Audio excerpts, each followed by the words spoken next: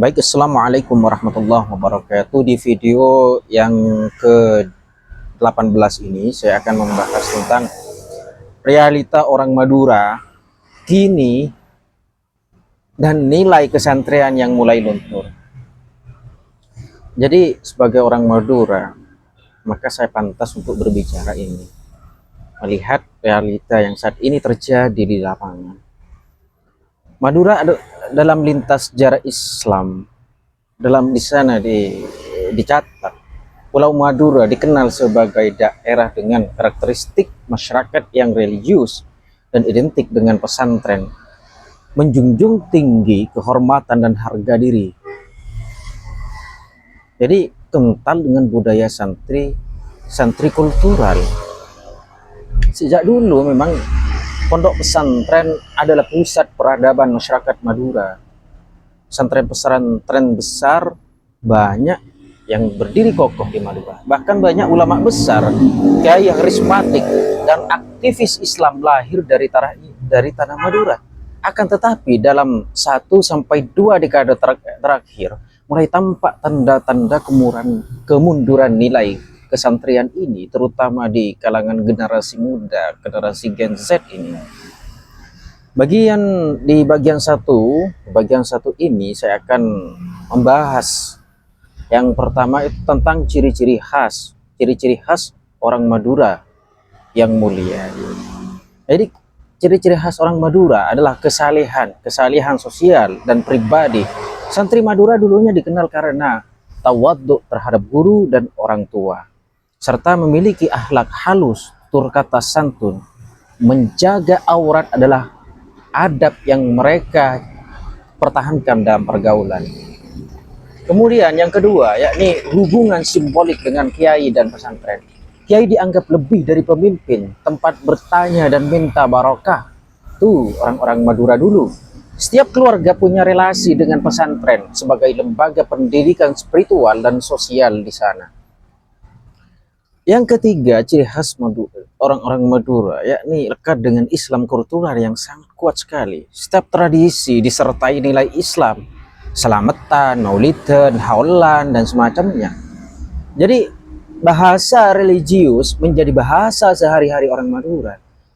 Anak-anak dari kecil diajari sejak kecil bukan hanya tentang formalitas, tapi tentang nilai-nilai keislaman yang ditanamkan dalam setiap budayanya. Kemudian yang kedua, setelah ciri-ciri tadi, peluruhan nilai santri, gejala dan realitasnya seperti apa. Jadi komersialisasi agama dan modernisasi kosmetik ya. Banyak tradisi kesantrian diganti dengan acara-acara hiburan. Santri dianggap kuno, orang lama, orang yang wong deso, tidak keren. Budaya selfie, flexing, dan kekinian merasuki muda-mudi Madura. Ini akan menjadi tanda melemahnya otoritas kiai dan pesantren. Dulu kiai diikuti tanpa banyak debat, kini nasihat kiai mulai dilawan atau disepelekan. Kiai muda banyak yang bermain medsos tanpa menjaga wibawa. Jadi tidak heran jika masyarakat, ya memang inilah gejala-gejala generasi Gen Z. Perubahan gaya hidup anak muda, di mana di Madura nongkrong hingga larut malam itu sudah menjadi biasa. Berpacaran bahkan kadang terbuka. Kosmetik lebih penting daripada kitab kuning. Tidak terkecuali terdampak kepada saya pribadi. Jadi pendidikan agama tidak lagi sentral bagi mereka. Madrasah diniyah misalkan ditinggalkan, tradisi khataman berkurang. Santri banyak yang hafal TikTok tapi tak hafal Al-Quran, tak hafal Nurniyah, Embriti seperti dulu. Ya terjadi juga pada saya pribadi, bukan menjelekkan orang Madura. Jadi apa sih sebenarnya faktor-faktor terhadap runtuhnya nilai-nilai Madura itu, nilai-nilai kesantrian Madura itu? Yang pertama yakni adanya arus globalisasi dan digitalisasi, HP, internet merubah orientasi hidup para muda Madura. Kemudian nilai-nilai Barat lebih dominan, liberalisme, hedonisme yang tentunya dibawa oleh media sosial lewat HP itu. Seakan-akan HP menjadi guru bagi mereka. Kemudian yang ketiga itu peran keluarga yang melemah adalah faktor yang kedua. Orang tua sibuk bekerja, kurang mendampingi mereka. Pendidikan akhlak diserahkan sepenuhnya kepada sekolah. Ya, ya itulah orang Madura. Karena memang tradisi mereka juga ada yang bertentangan, yakni merantau. Sekarang pesantren dianggap tidak prospektif untuk masa depan. Banyak orang tua memilih sekolah umum agar bisa cepat bekerja. Itulah faktor-faktor yang membuat merosotnya nilai-nilai kesantrian orang-orang Madura. Jadi ini semacam jalan pulang ke nilai kesantrian Madura. Kita harus pulang ke budaya lama. Jadi saatnya kita pulang ke rumah yang dulu, ke rumah peradaban santri. Jadi relevansi peran pesantren ya harus adaptif, harusnya pesantren harus adaptif, tapi tidak kehilangan ruh. Kiai dan ustadz harus kembali menghidupkan halaqah ngaji kitab, serta santri juga harus diajarkan teknologi dengan akhlak. Itu memang sudah diterapkan di pesantren-pesantren Madura sebenarnya.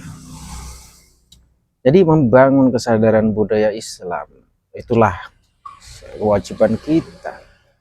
Hidupkan kembali tradisi selamatan, tahlilan, maulidan dengan makna.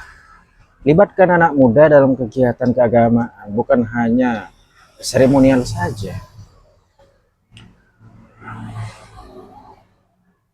Kemudian penguatan peran orang tua dan tokoh lokal.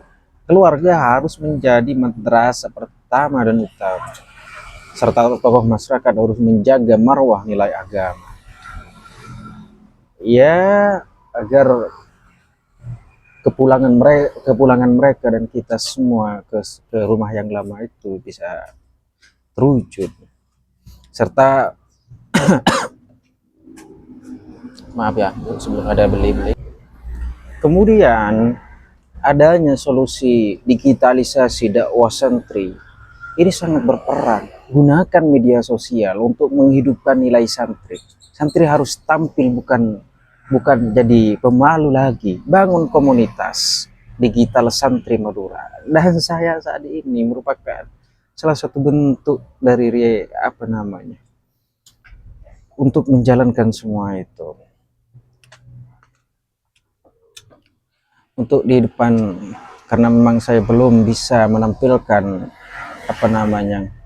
grafik di sini, grafik tabel semacamnya di depan layar kalian. Sebenarnya saya punya grafiknya di sini, tapi saya belum tahu cara menyampaikan di layar, maka saya mohon maaf tentang kajian-kajian saat ini. Ya, saya mohon maaf sekali begitu. Jadi intinya,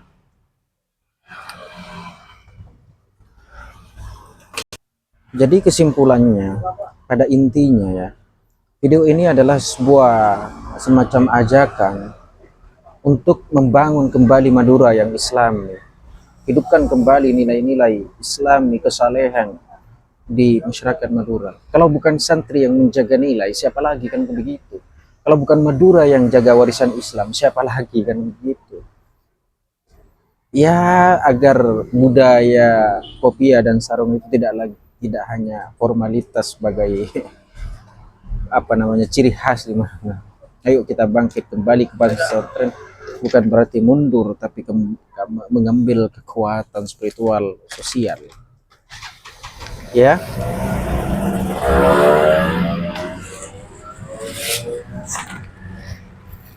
4, 8 tambah 7 berarti 15. Oke.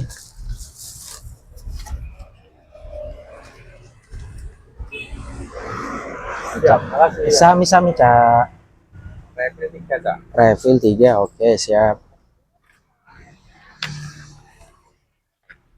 Ya, Oke, makasih, Om. sami-sami.